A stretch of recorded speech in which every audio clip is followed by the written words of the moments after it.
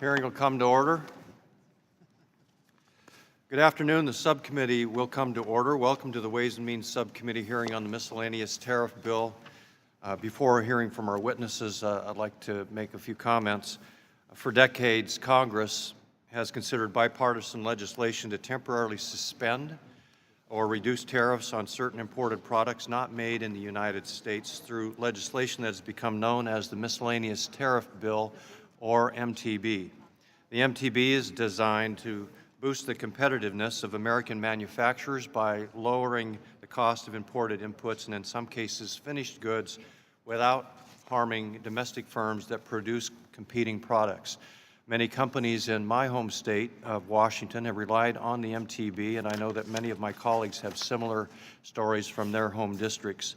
Our manufacturers have used the savings from past MTBs to strengthen their competitive edge, support the creation of domestic manufacturing jobs, increase U.S. production, and contribute to the economic growth of the United States. But the last MTB expired in 2012 and left American manufacturers without a process to help them cut costs. This undermined the ability of our manufacturers to provide more domestic jobs and damaged their global competitiveness. Last year, Congress took action and passed overwhelmingly bipartisan legislation to create a new and transparent process for providing tariff relief to U.S. businesses and companies. Under the new MTB process, companies petition the independent, nonpartisan International Trade Commission, not individual members of Congress, for tariff relief. The new process is open and transparent and establishes an opportunity for public comment. It provides predictability for our businesses while also complying with the House rules. The ITC kicked off the new MTB process last October, launching a new public accessible portal for the filing of petitions and public documents and comments. This August, after lengthy analysis, the ITC provided its final recommendations to Congress on more than 2,500 petitions. Of those, the ITC has recommended that more than 1,800 of these petitions be included in the MTB legislation. I commend the ITC for its tremendous effort and dedication in successfully bringing the new MTB process to life, and I thank the Commerce Department and Customs and Border Protection as well for its work. Now, Congress must act to consider an MTB bill and deliver long-awaited tariff relief to our manufacturers. The committee is doing its part by reviewing the ITC's final report and preparing legislation to implement ITC's recommendations. So I'm eager to move forward and hear from our witnesses today about how tariff relief provided through the new process will benefit their businesses, make them more competitive, create jobs, and grow our economy. I now yield to Mr. Pasquarello for his opening statement. Thank you to our witnesses here today. Welcome. And I want to thank you to my friend Chairman Reichert for calling this hearing. In my home state of New Jersey, a diverse array of different companies will be in a better position to compete as a result of this legislation. We have ICF Mercantile in Fort Lee, New Jersey, which will obtain duty relief on high tenacity rayon yarn, an input for a material used for naval defense systems. Unfortunately, this specialty yarn has not been produced domestically in 20 years. But that means there is no harm from removing the tariff here. New Jersey has a robust presence of chemical companies. In fact, it is the largest industry in the state of New Jersey. We employ close to 100,000 people. Several of the firms will receive tariff relief for numerous imported chemicals that I dare not try to pronounce. And all those folks who like their antipasta and their Italian subs and salad or pizza with extra mild spice will be pleased to enjoy a break on the cost of pepperoncini, either packed in oil or not.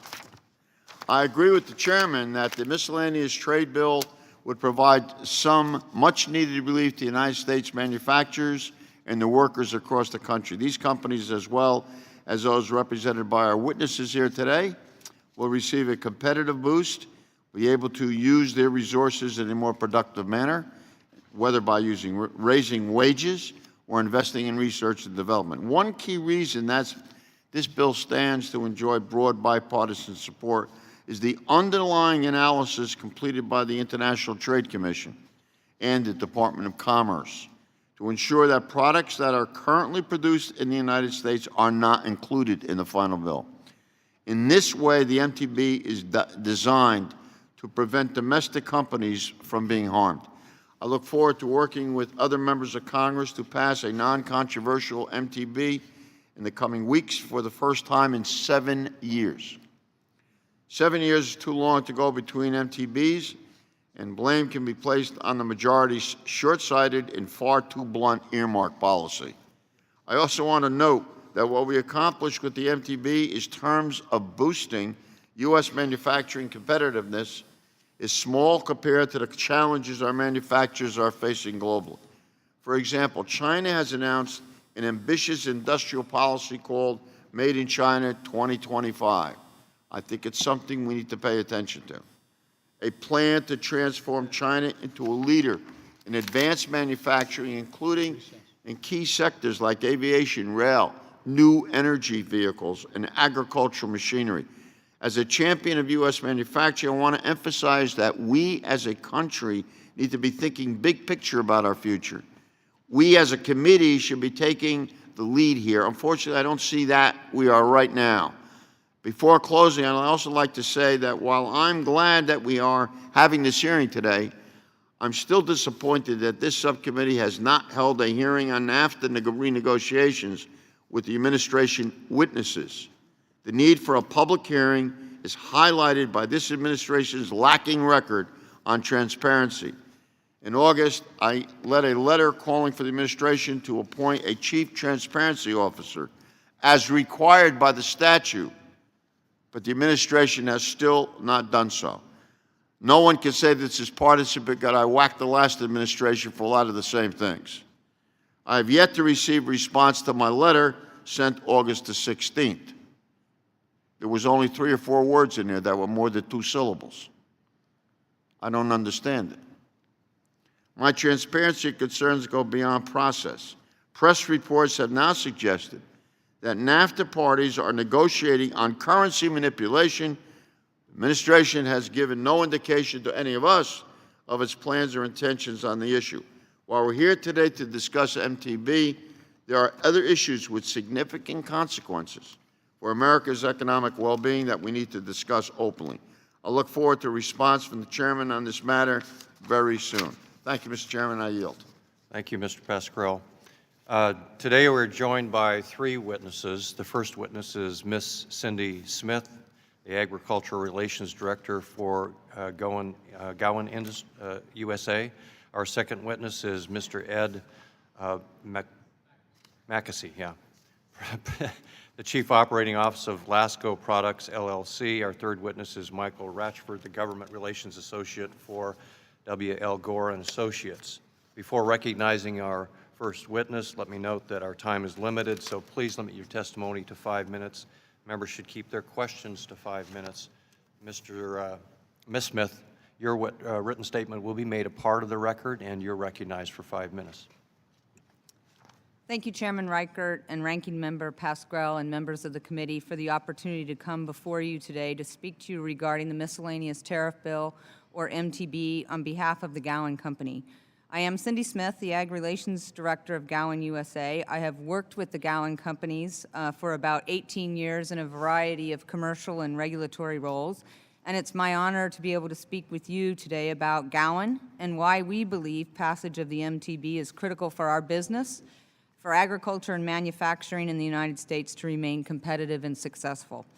Gowan Company is part of a group of companies headquartered in the agricultural community of Yuma, Arizona.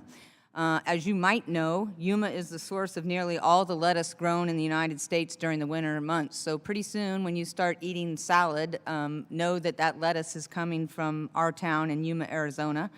Gowan is the only basic manufacturer and distributor of crop protection products in the United States that remains owned by a single family, the Jessen family. The Gowan companies include Gowan USA, which is sales and product development and marketing of our products here in the U.S., Gowan Milling, which is a state-of-the-art manufacturing facility in Yuma that formulates many crop protection products. Gowan products only make up about 10% of Gowan Milling's business.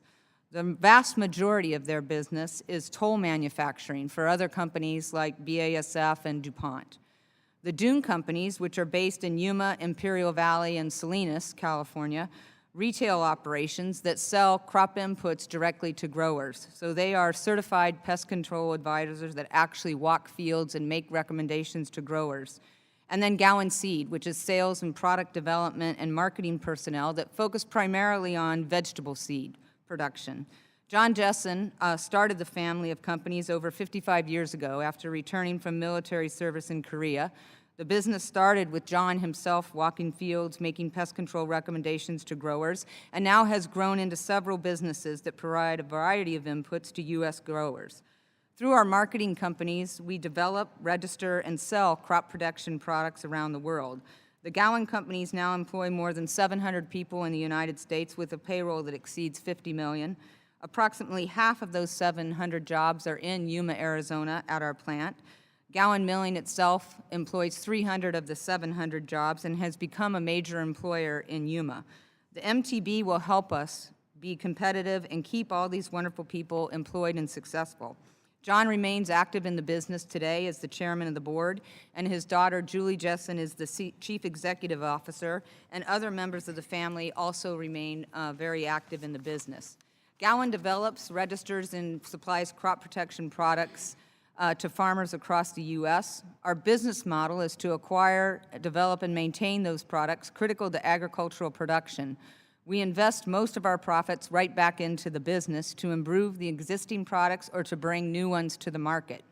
We primarily serve specialty crop markets, so fruits, nuts, and vegetables. U.S. specialty crop growers typically do not have access to many crop protection products, as growers of large row crops benefit from. So the specialty crop markets are smaller, and therefore the tools that they have are critical to their success and to preserve and to be competitive. The MTB process is extremely helpful in allowing us to remain cost competitive and provide those products to specialty crop growers. Gowan is clearly not the largest crop protection company in the United States, but as a small family-owned business, access to cost-competitive materials is critical to our ability to compete and to be successful. To serve our customers, we buy active ingredients, have products manufactured by contract manufacturers in the U.S., and source some of our products from outside of the United States.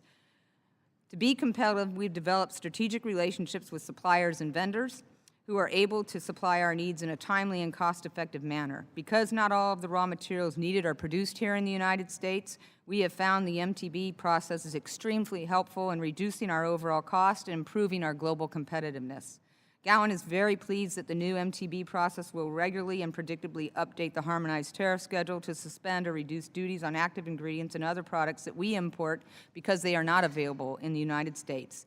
This new process will bring enhanced certainty to our long-range planning and product development process.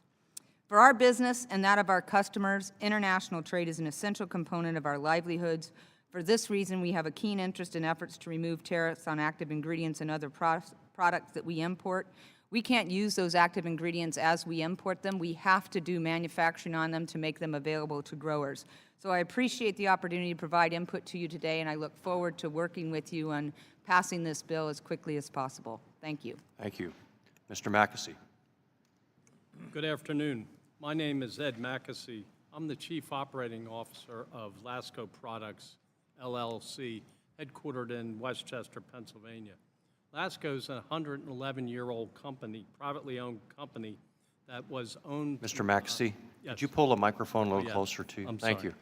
you. Lasco is a 111-year-old privately held company that was owned by the Lasco family since inception. In 2016, we were sold to Comvest Partners, a private investment firm. Lasco employs 942 people in the United States at facilities located in Pennsylvania, Tennessee, and Texas. Many of those employees have been part of the Lasco team for over a decade. I myself have been with the company for 33 years. We manufacture fans, heaters, humidifiers, and range hoods. Portable electric fans make up about 72% of our sales. The LASCO story is a textbook example of what the United States Congress intended to provide with the Miscellaneous Tariff Bill, or MTB. Our factories in Franklin, Tennessee and Fort Worth, Texas manufacture the portable electric fans and employ 638 workers, roughly 68% of LASCO's workforce. These are the two sites that will benefit from swift passage of the MTB. We are the only manufacturer in the United States of electric pedestal and desktop fans sold to the big box retailers. Our competition is exclusively from China. As a result of having to compete with low-cost Chinese manufacturers, our operating margins are razor thin. In order for our business to be viable against low-cost portable fans imported from China, we've invested heavily in automation for assembly, welding, and painting machinery. On any given day, we operate over 60 injection molding machines, most of which were manufactured in the United States. Despite stiff competition from China, we are committed to maintaining our United States manufacturing facilities.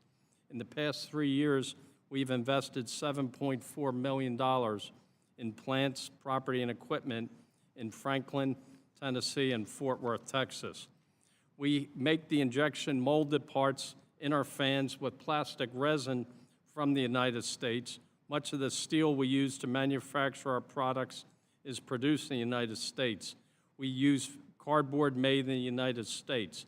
I point this out to show the multiplying effect from our operations that benefit our suppliers as well. There would be a substantial negative effect on our suppliers if the MTB was to fail to pass.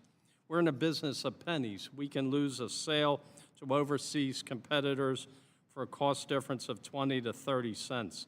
The duty relief provided by the MTB on motor assemblies and related parts enable us to compete with suppliers in China who do not incur the costs of livable wages, health insurance, and retirement contributions that we provide our employees. Our average wage rate is over $16. Unfortunately, the 638 jobs that would benefit from the MTB are down 4% compared to this time last year. We've lowered our price to try to compete with the volume to protect our employees' jobs. The swift passage of the MTB is very important to LASCO and our workers, our benefits, and our steel, paint, and packaging suppliers.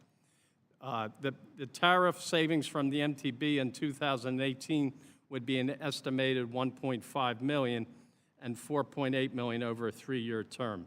These savings will not only allow us to maintain our workforce, but to continue to source other parts from American suppliers. As you can see, the MTB is very important to American business as a whole.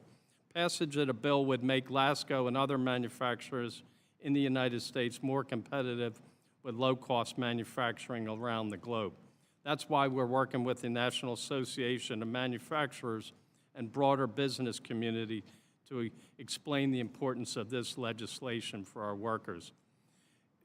In the last year, there was a bipartisan showing which created the new process. While the process is not perfect, we look forward to working with all the stakeholders to suggest refinements and make the process work better in the future. Thank you. Thank you. Mr. Ratchford. Good afternoon, Mr. Chairman, Ranking Member Pascrell, members of the committee. Thank you for giving me the opportunity to speak with you this afternoon on this important topic for American manufacturers. My name is Michael Ratchford. I'm the Government Relations Associate for W.L. Gore and Associates. Founded in 1958 in the basement of Bill and Vive Gore's house in Newark, Delaware, Gore is a privately held American manufacturer. Today, Gore has approximately 9,000 associates globally, with 6,000 of my colleagues here in the United States. Our plants are located in Delaware, Maryland, Arizona, Pennsylvania, California, and Montana. Gore has more than 2,000 patents worldwide on electronics, military and consumer apparel, medical devices, and polymer processing. We're also recognized for our unique culture. We're consistently listed on Fortune magazine's best places to work. We're a strong supporter of the MTB process, and we have utilized the process since 2006. We appreciate the renewal of this important program. The new process builds on decades of work by Congress and creates a more transparent, objective, and predictable process. The new process is rigorous, is rightly focused on ensuring that current and imminent U.S. manufacturing is not harmed. The new MTB process is significantly more transparent. Stakeholders have ample opportunities to become involved in the process. The number of petitions submitted alone demonstrates the demand for this type of duty relief. Of the 1,800 total petitions recommended for inclusion, they will save approximately $350 million in duties in 2018 and over $1 billion over the next 3 years. On Gore's part, we submitted 46 petitions. We are pleased that 22 were recommended for inclusion. In submitting our petition, we worked with a number of trade associations, communicated with trade associations of which we're a member, including the National Association of Manufacturers, the Outdoor Industry Association, where I serve as chair of the Trade Advisory Council, American Apparel and Footwear Association, National Council of Textile Organizations, Footwear Distributors and Retailers Associations, and AdvaMed, which represents the U.S. medical device industry. MTBs are extremely important to the members of all these organizations. Virtually all of Gore's thousands of products are based on one material, a versatile polymer called expanded polytetrafluoroethylene, or EPTFE. This material is best known in apparel and footwear as our signature product, Gore-Tex. It also, though, has broad applications in the medical field. Our medical products include synthetic vascular grafts, meshes, sutures for vascular, cardiac, and general surgical procedures.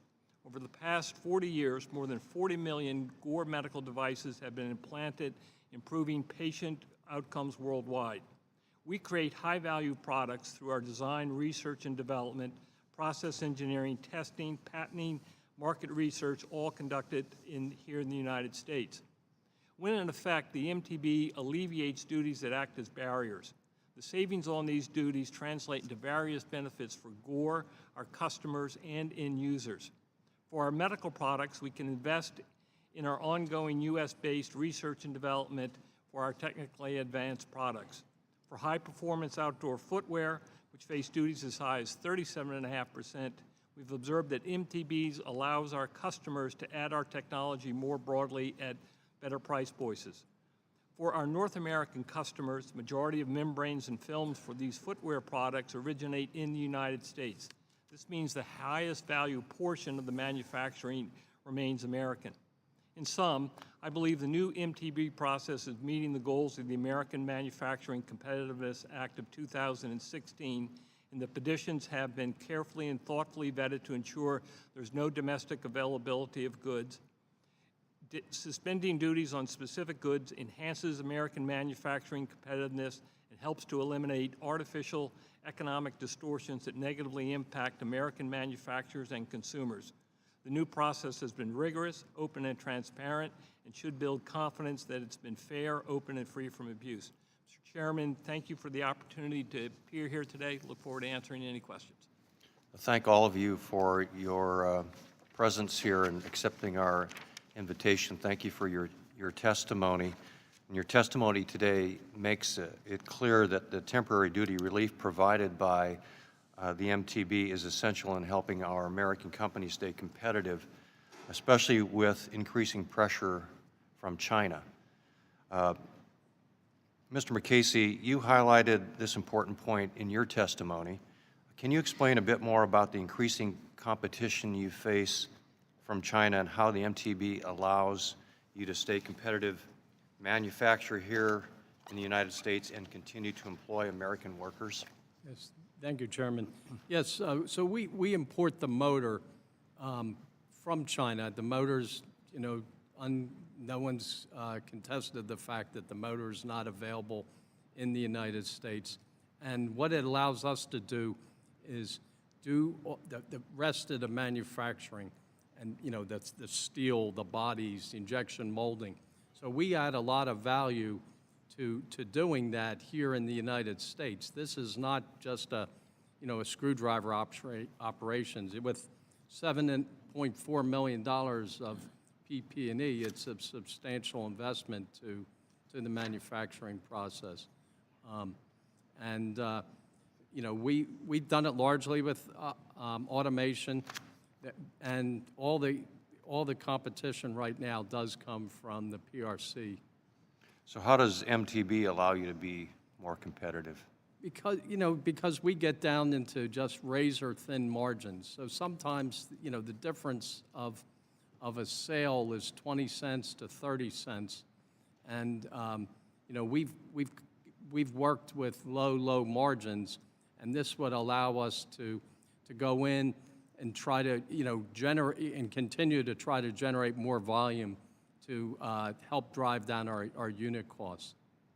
So the elimination of that tariff would allow you to sell more products, then may lead to more jobs? Yes, sir. Yep. Yes. Thank you. Ms. Smith, you mentioned in your testimony that the new MTB process provides better certainty and predictability, which will help long-range planning and product development.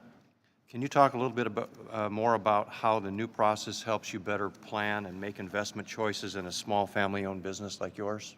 Sure. So not unlike my other panel members here, our company, as a small family business, margins are key, right? So as we were just discussing with you, the cost of goods is a key driver of that. And so as we look at opportunities to either invest in existing products that we have today or in developing new products to bring to the market or partnering with others to bring products into specialty crops, what we can project in our business plans about what our potential margin will be is critical to us being able to spend the dollars up front to develop those products and get them registered and then sell them. So our investment happens before we can ever sell a product. So having a predictable process that lets us better estimate what the cost of goods are for our products is critical to that whole process. Provides certainty for you. Absolutely. Yeah. Yes. Thank you. Mr. Pasquarello.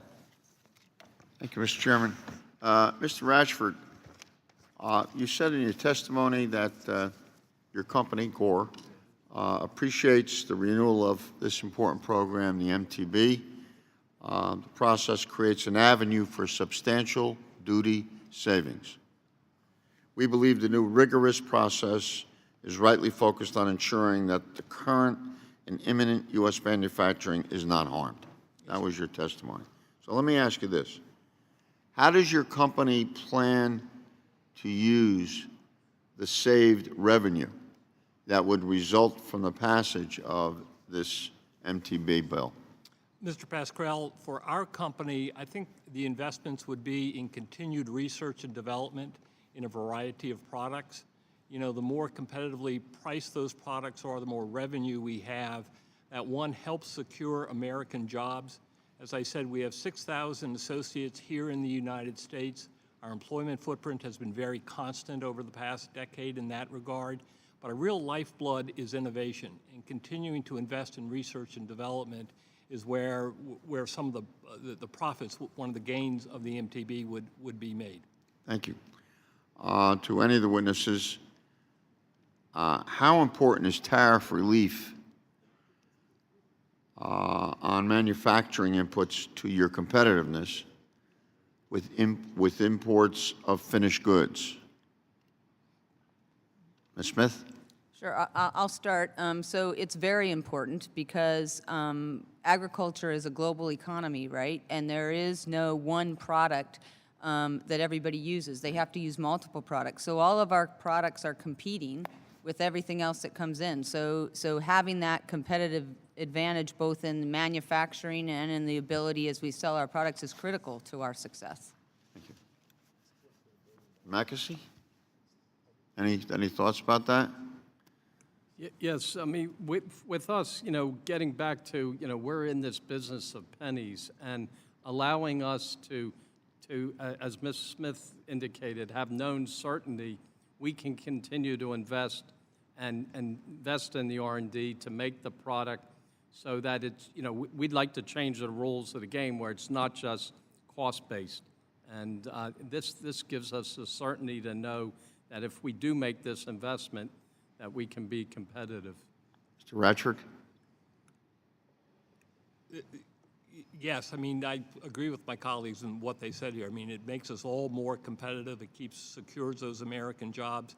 As I said before, for our company, we invest in the research and development. Go ahead.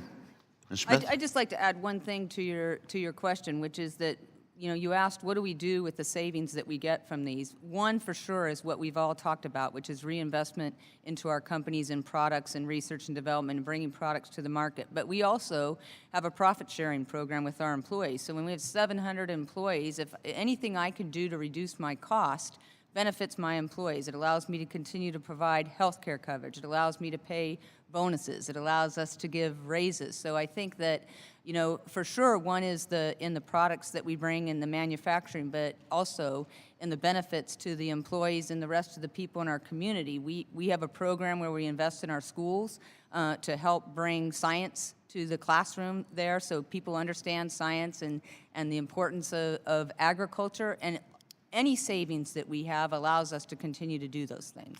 And the reason why I asked the question in the first place is I think that we need a barometer in terms of when we use that term, savings, and making yourself more competitive. I want to see where wages are in the company before and after. There's no law that we can pass to do that, but it would certainly lead to the solvency of the program. We got, 3 years, every 3 years we vote on this. So the point of the matter is that the results need to be somewhere that we can measure. We're not just talking about feelings here. I know you're not. We need to talk about what's measurable in terms of helps the stagnant wages in the United States of America, besides providing you with the ability to be a little bit more competitive. Thank you. Thank you, Mr. Chairman. Thank you, Ms. Jenkins.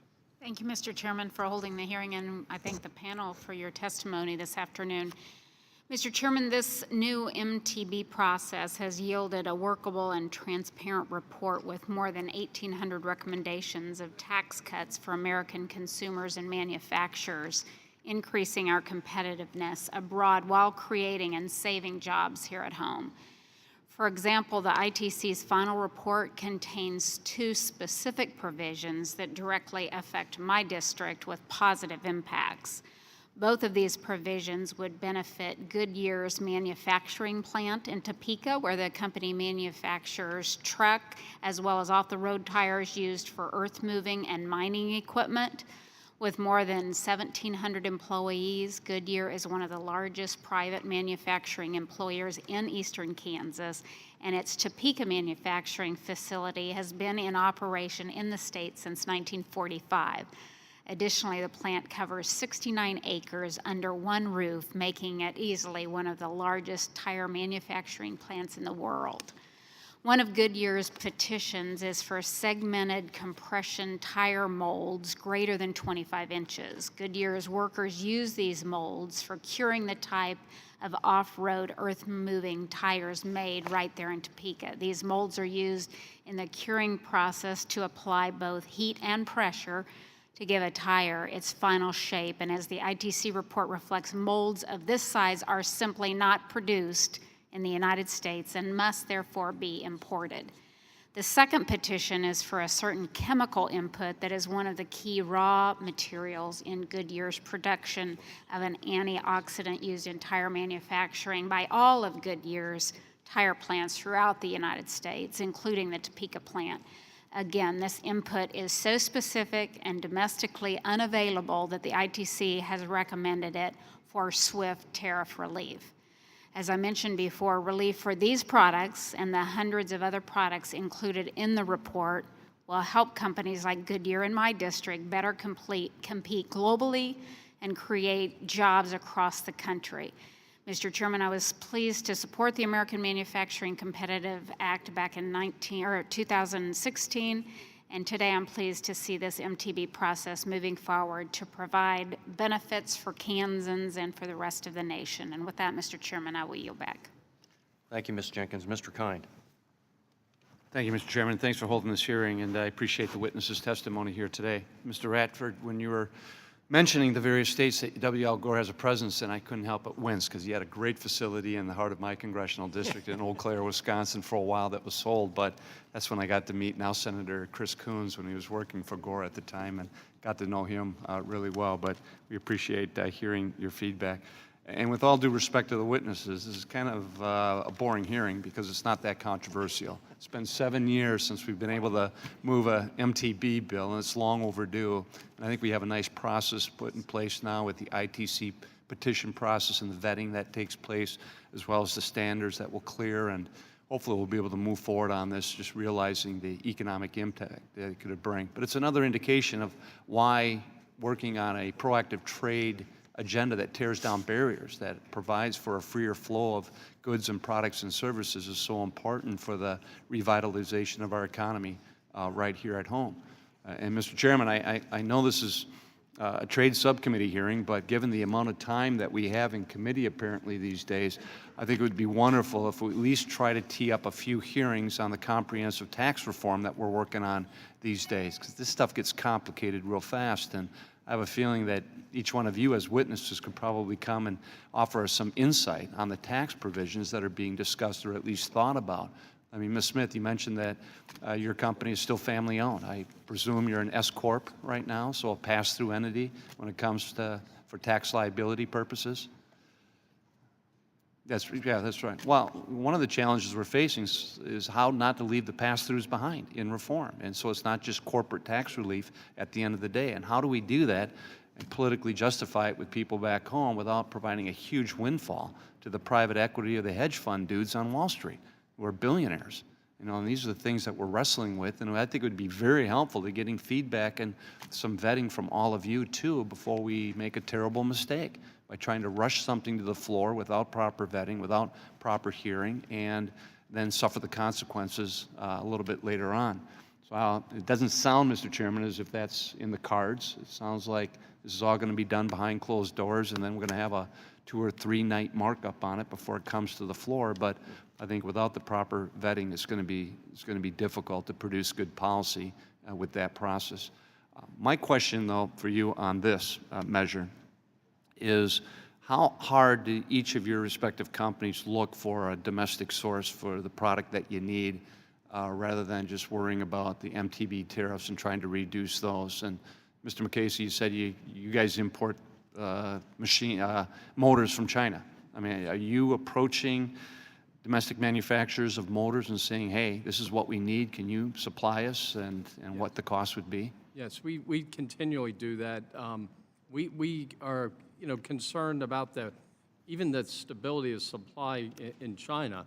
Up until 2000, we made a motor. It wasn't as energy efficient as what we're able to get in China.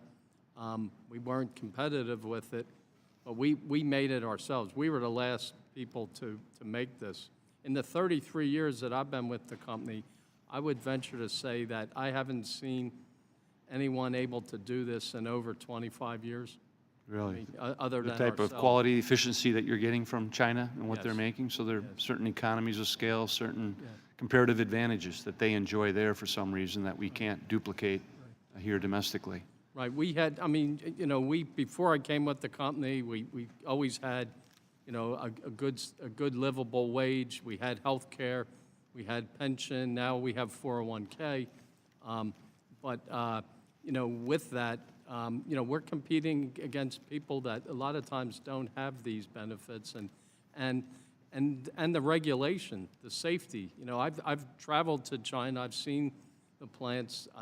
Granted, it's gotten better, but the environment, the safety, the ability to select workers in that process, it's all things that we enjoy as Americans that they don't have there, and we compete against that. Yeah. So are you confident that the company you're doing business with in China has certain respectable standards that live up to Yes. our principles?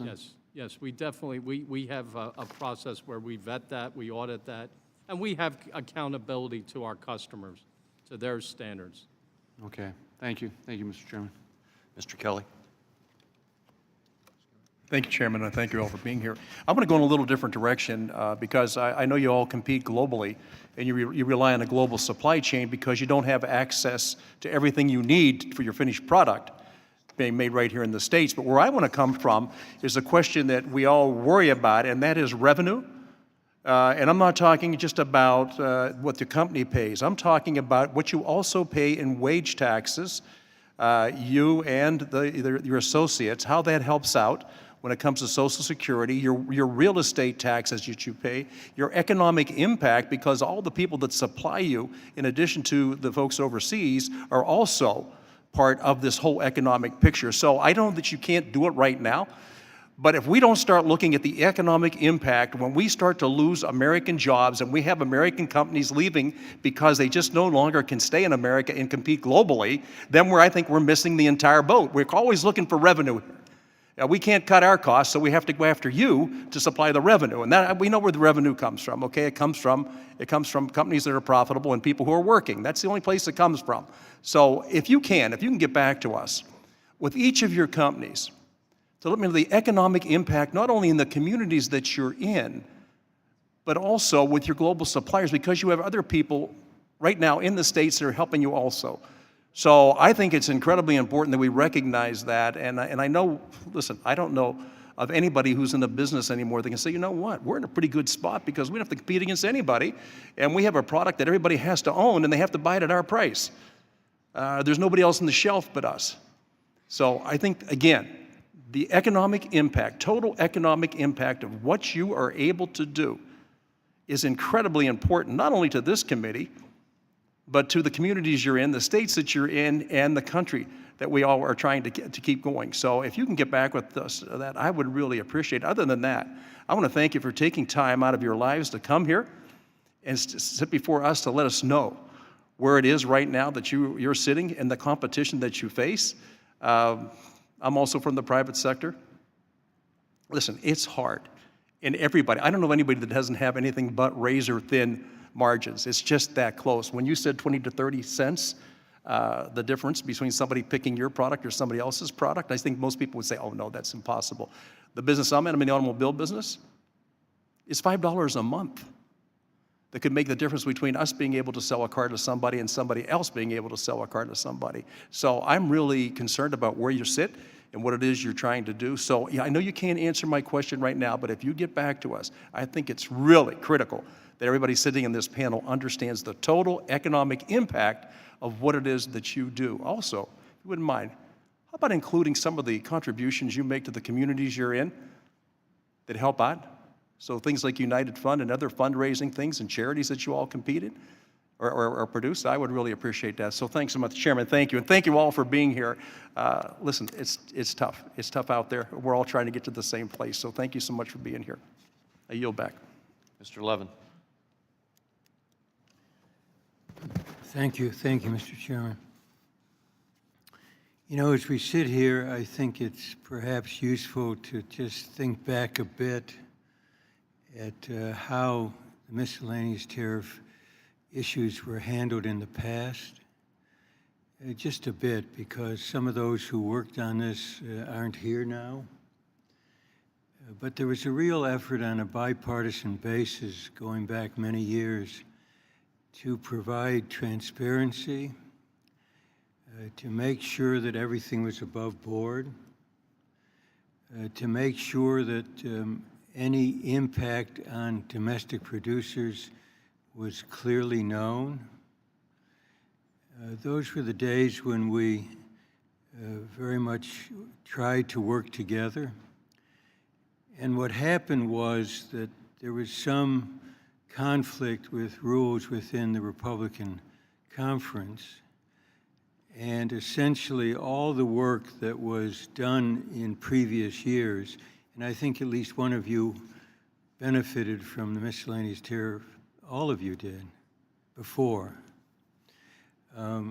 So what happened was that we changed it so that instead of members filing bills, essentially people would file on their own, it would go to the ITC. And I have mixed feelings about that. there was some feeling that perhaps some members were making political points, but I don't think that was true, basically. I think they were motivated by knowledge of what was going on within their own districts in most cases. And so this has become part of kind of the separation of members of this House from activities in their districts. And I think when it was abused, it needed to be addressed. But the end of this process, I think, also tended to disconnect members of Congress from what was going on within their own districts. And so I think we just need to take a look at that as we proceed. And just remember how hard this committee worked to try to change a process that was not transparent and where there perhaps was abuse, to make sure that everything was above board. And let's remember, if any single person disagreed on this committee with proceeding with a bill, it was automatically discarded. It took just a single person, I think, among those who were either ranking or on the subcommittee entirely. I also want to say it's useful to have this hearing, but I want to reiterate what Mr. Kine said. There is an irony in our coming together and spending an hour and a half on this important issue that I think is essentially in good shape, and not having a single hearing on what is today the main mystery of Washington, the tax bill. And I would urge Republicans on this subcommittee to try to help the leadership. I finish with this. The miscellaneous tariff bill has always been, not always, but in recent years has been hallmarked by transparency. And essentially, we're going to take up a tax bill that to date has no transparency whatsoever. I yield back and again thank the witnesses for being here and continue to tell us how it's working, because we wanted to be sure that industrial efforts continued as long as it benefited the workers of this country and its companies. I yield back. Mr. Paulson. Thanks for holding this hearing as well, Mr. Chairman, today. This is an issue that is essential to the success of manufacturing in my home state of Minnesota, as well as the rest of the country. Just take a look at both the past and the future. First, in the past, since the last MTB expired at the end of 2012, we've seen $748 million in additional taxes for American manufacturers every year, and an almost $2 billion hit to the economy. And the MTB package in 2010 supported 90,000 U.S. manufacturing jobs, increased production by $4.6 billion, and expanded U.S. GDP by $3.5 billion. And now the future. The ITC's report contains more than $350 million in much-needed tariff relief for our American manufacturers this next year, and $1 billion over the next 3 years. As far as government programs go, this one has a pretty good return on investment. Thousands of jobs, billions of dollars in economic gains for what boils down to a few $1 million in tax relief for American manufacturers every year. It's important to note that this tax relief does not come at the expense of other American producers. The International Trade Commission must determine that the materials that are receiving tariff reduction or elimination through the MTB process are not produced domestically. So in the end, this is a win-win situation. Our manufacturers get well-deserved tariff reliefs on materials that aren't produced here in America, and American consumers get the lower prices when they go to the store. So I'm excited that this process is now up and running once again. I look forward to getting this MTB legislation across the finish line later this year. Let me ask a question. We do know that according to the International Trade Administration, every $1 billion in exports, American exports, supports about 5,000 domestic jobs. Your testimony today from all of you highlights the importance of the MTB to American businesses and American consumers, and the wide-ranging benefits that that process offers. Now, the other way to help boost American competitiveness, including reduced tariffs on inputs not available in the United States and better market access for American-made products, is through more trade agreements, free trade agreements. Do you believe, do you agree, and I'll start with you, Ms. Smith, that it is important for the United States to maintain its existing trade agreements and to also work on negotiating additional agreements?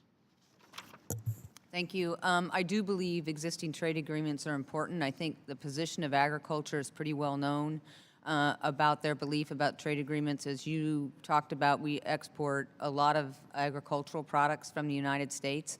Our business is a supportive one of U.S. agriculture, so we are fully supportive of anything that helps U.S. growers sell their products overseas. So I would say, yes, the trade agreements that we have in place are very critical for agriculture. Any work we do on trade agreements, we should first look at, what is the impact to U.S. business, right? And make sure we do no harm to U.S. business. Mr. Maxey? Yes, Mr. Paulson. In our case, the existing trade agreements have been a net positive for us, mainly the NAFTA. We at this point, the global exports to the rest of the world with the thin margins is just, it's just not there for us, right? But in our own case, we've had a substantial increase in our shipments into Mexico and to Canada from the existing trade agreement. Selling American to Mexico. Yep. Selling Okay. from America into Mexico and into Canada. Mr. Ratchford? Mr. Paulson, I agree with my colleagues. I mean, FTAs are very important. I mean, they provide certainty for the business community out there. They open up markets for us, and it provides a level playing field. As long as those free trade agreements are, fairly negotiated and adequately enforced, we would be, continue to be supportive of that. Would you say in this modernization of NAFTA, which is going on right now, that it is important for stability and confidence as a part of your export knowledge or continuing that track down the road, that you're counting on that? It's important? Yeah, I think I talked about it a little bit in my testimony. Certainty is critical, right? And understanding what those trade agreements say today and what they may or may not say in the future. I think getting input from those who are impacted is essential so that you have a firsthand understanding of what those impacts are. I mean, we do crop protection products, but we also grow dates. We export our dates to Canada, Mexico primarily, all that. So we have an impact on a number of different levels from those agreements. So I think it's essential, yes. Thank you very much, Mr. Chairman. Mr. Holding. Mr. Chairman, thank you very much for holding this hearing on the miscellaneous tariff bill. I'm sure none of you will be surprised to learn that North Carolina has more MTBs recommended by the ITC than any other state. Of the 1,800 petitions from the ITC, over 330 of those were submitted by North Carolina businesses. Those petitions represent an estimated duty savings of over $70 million in 2018 alone. MTB legislation would benefit a wide variety of manufacturers in North Carolina, such as textile manufacturers like Glen Raven, or crop science companies around the Research Triangle Park, or appliance manufacturers in Charlotte. All of these benefit underneath the plan. This represents a tax cut that not only benefits the individual importing the product, but of course it also benefits downstream producers, distribution service providers, but most of all, it benefits consumers. So I think this is an incredible opportunity to cut those duties, which are taxes, and have the opportunity to reinvest them in our communities. And as we all know, it's been nearly 5 years since the last MTB has expired, and this caused U.S. businesses and consumers to face hundreds of millions of dollars in higher tariffs with no domestic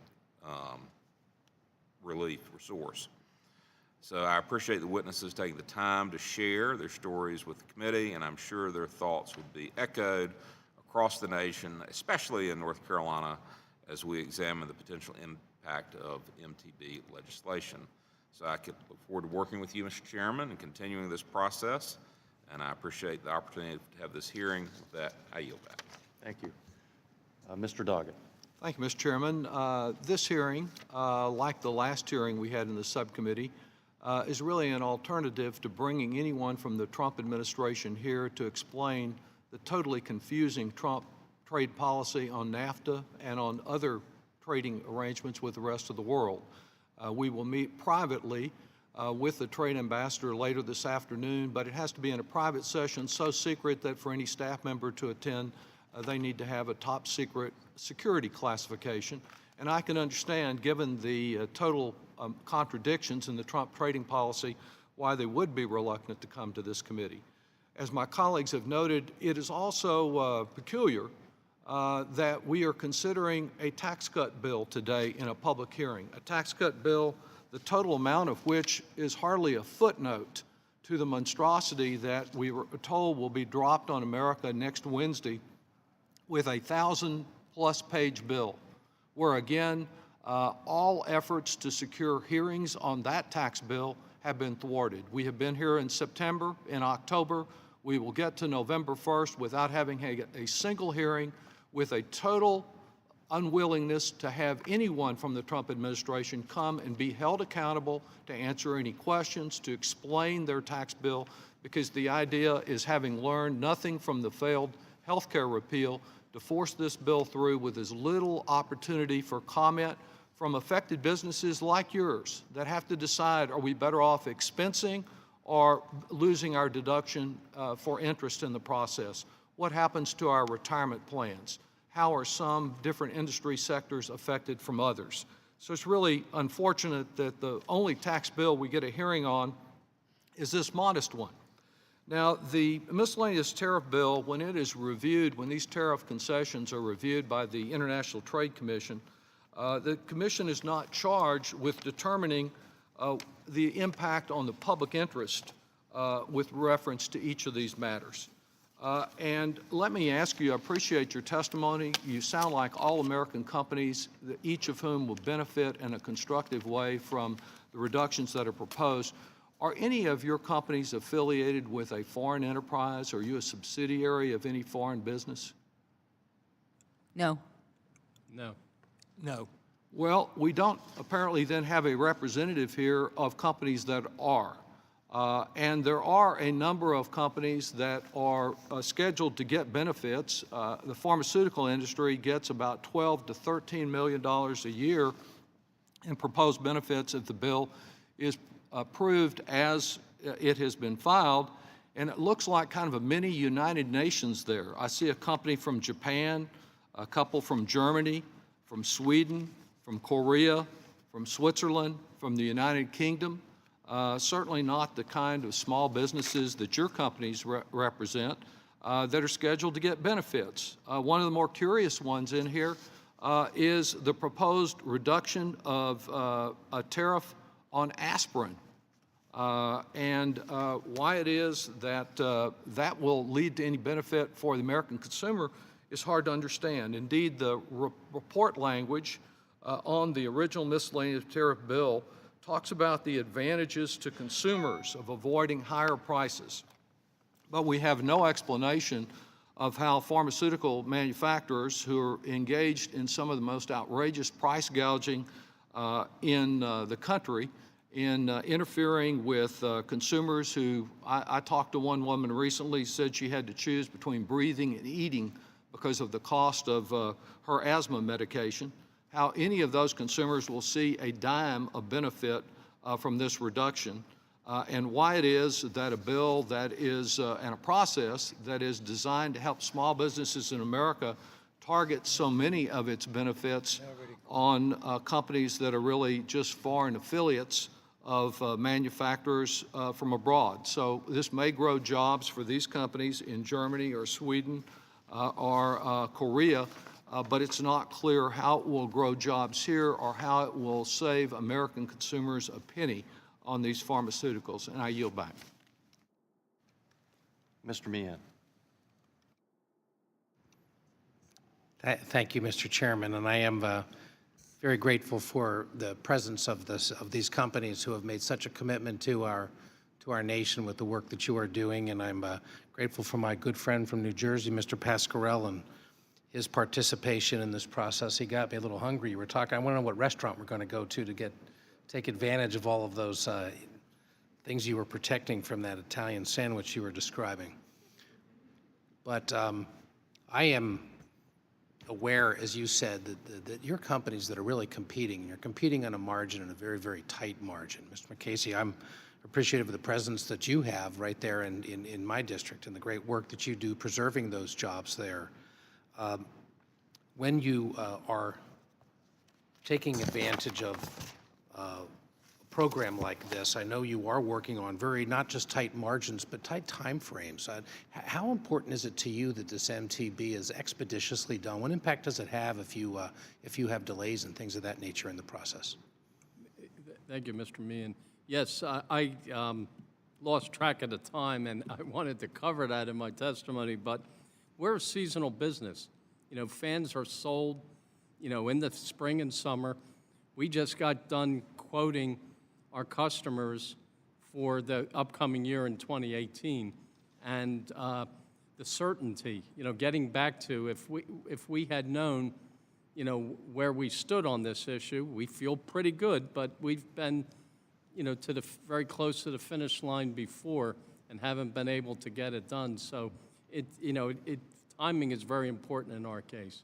So it's not just timing as well, but one of the things that I've noted is you identified that you have issues with competition from China. Yes. And this enables you to be able to beat that competition currently. Can you speak a little bit to your relationship with China, if in fact you believe that in addition to this benefit that you're getting from the MTB, are you seeing any other kinds of trade practices that are being conducted in the industry in a predatory way or otherwise coming out of China? Well, I can't, I want to only speak to what I can prove, but we've seen a very, in the last couple of years, a concentration.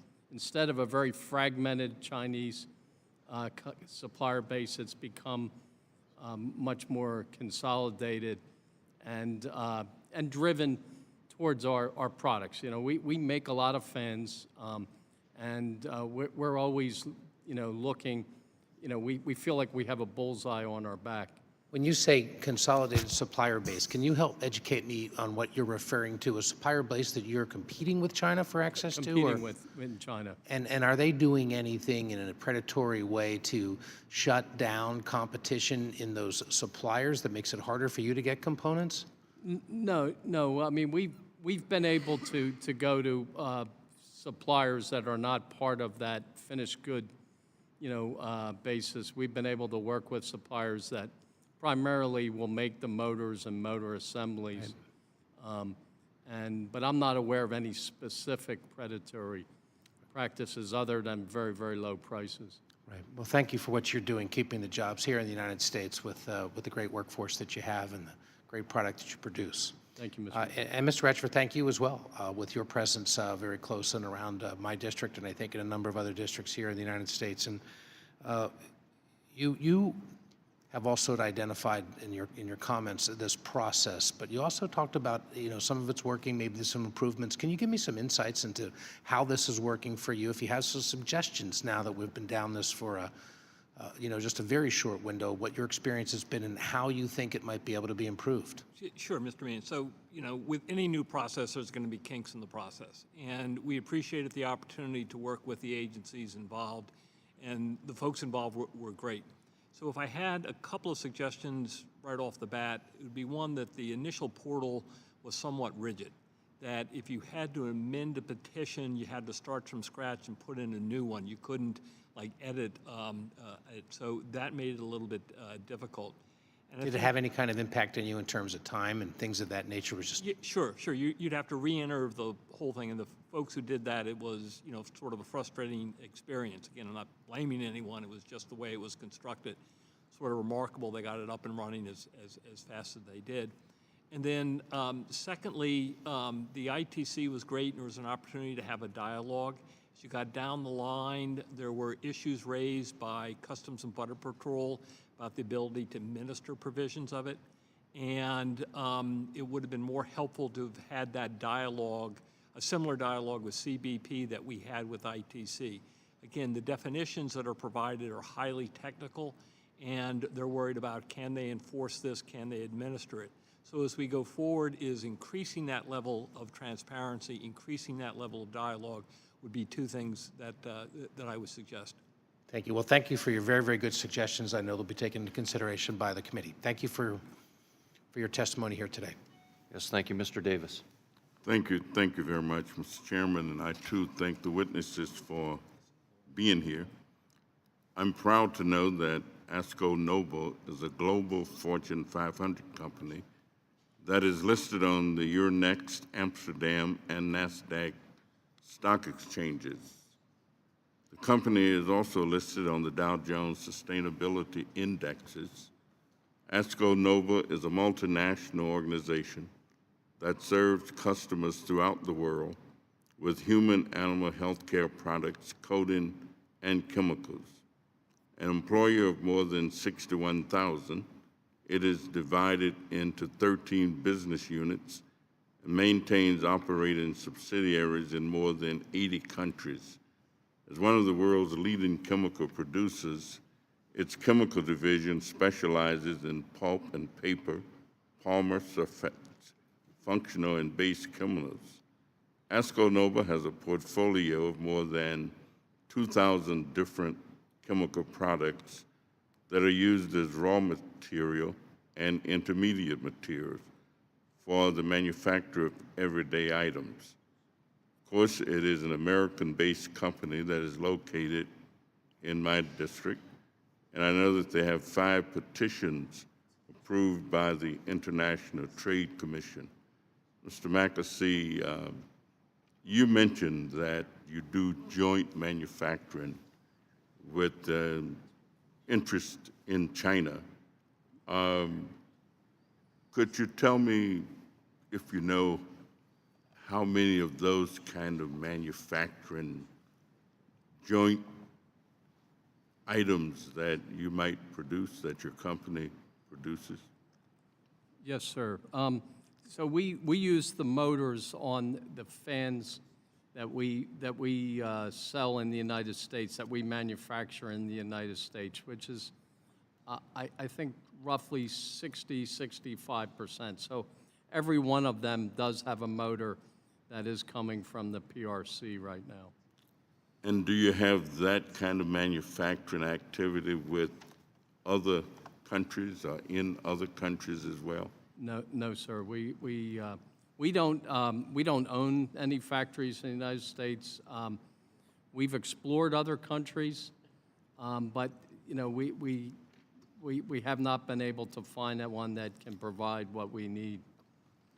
I think long term, the next step for us would be, you know, if we can establish the volume base, and long term the next step for us is to look at making them in the United States, going back to it. And if I could ask each one of you quickly, what kind of trade policy do you think helps your company the most?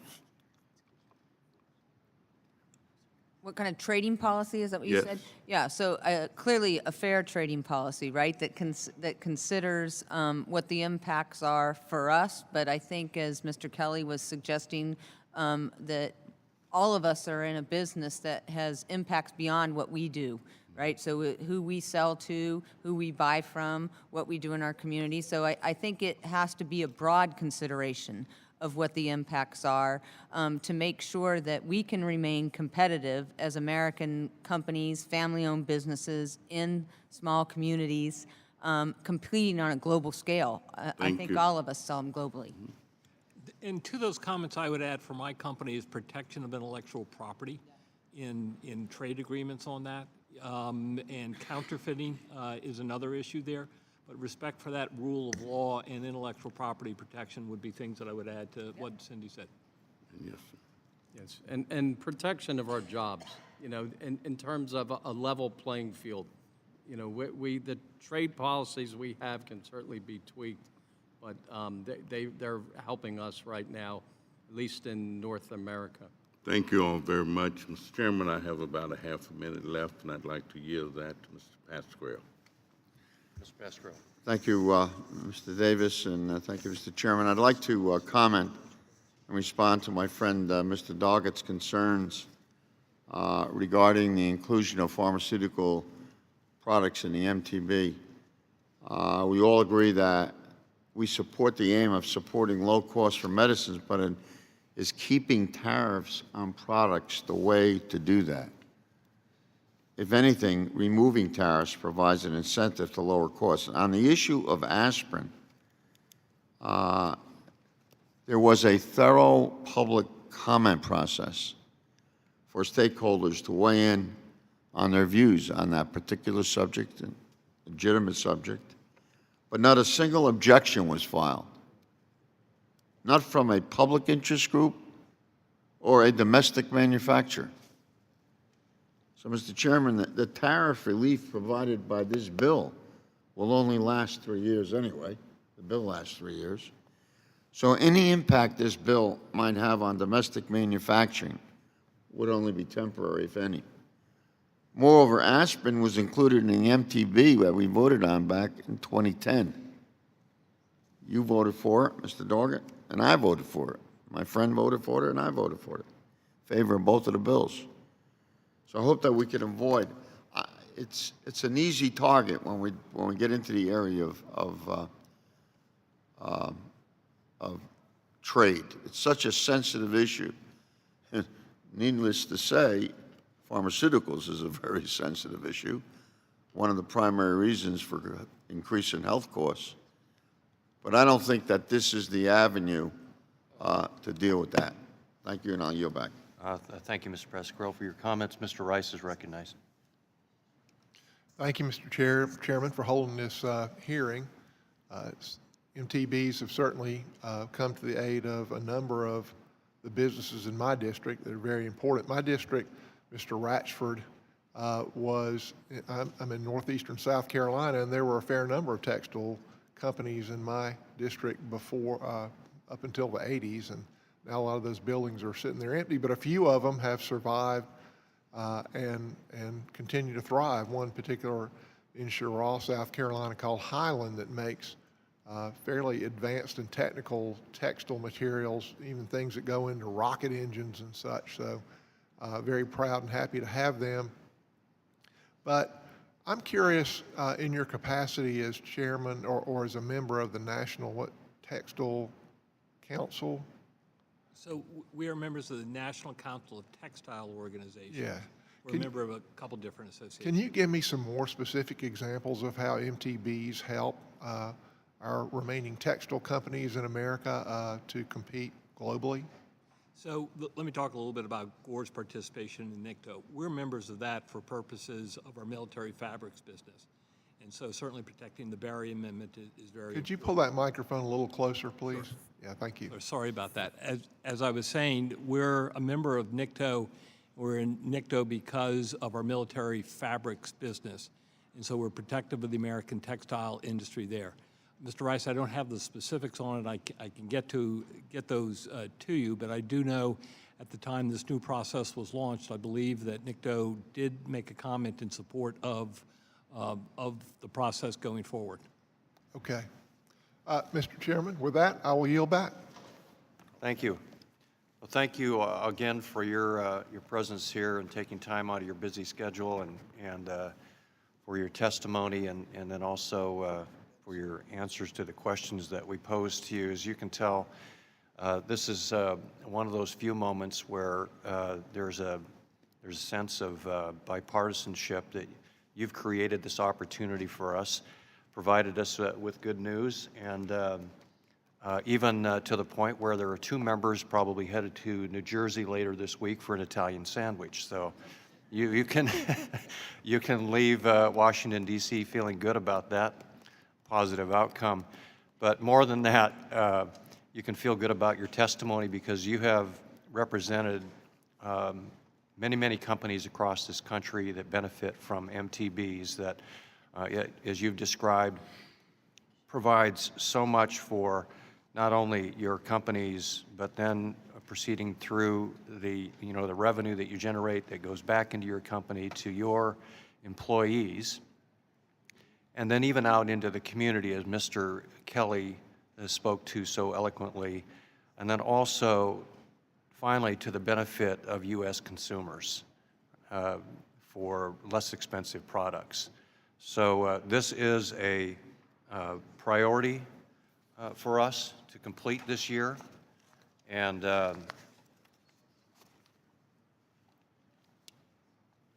its timely renewal is critical, as well as the generalized system of preferences, GSP. So again, appreciate your testimony and your time here with us today. Please be advised that members will have 2 weeks to submit written questions to be answered later in writing, if you would please. Those questions and your answers will be made a part of the formal hearing record. Our record will remain open until November 8th, and I urge interested parties to submit statements to inform the committee's consideration of the issues discussed today. Committee's adjourned. Thank you.